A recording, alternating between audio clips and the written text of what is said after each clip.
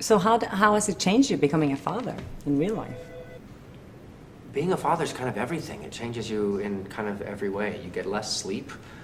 You have your world is kind of turned upside down.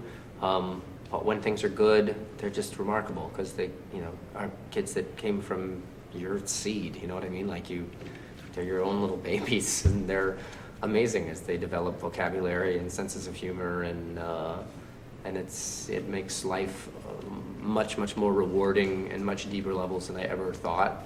And yet it makes me feel a lot older than I ever thought. Really? Yeah, because when you're not a parent, you can get 5 hours of sleep, and you can get 4 hours of sleep, and you can get 12 hours of sleep and recover a little bit. And when you're married, you just kind of get 5 hours of sleep every single day, and you're always dealing with conflict and don't touch that and pick that up and no, don't do that and don't hit and what did I say? It's just a lot of repetition. You're suddenly the parent. How do you do it at home? Who is responsible for what, or do you share everything, or?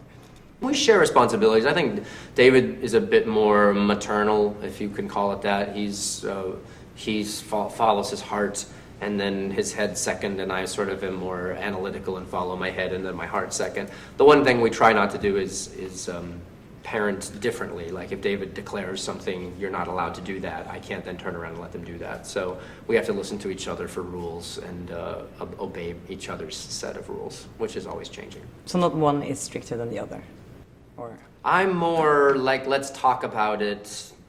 There are only a few reasons where crying is appropriate. This is probably not one of them. And David's more like, what happened?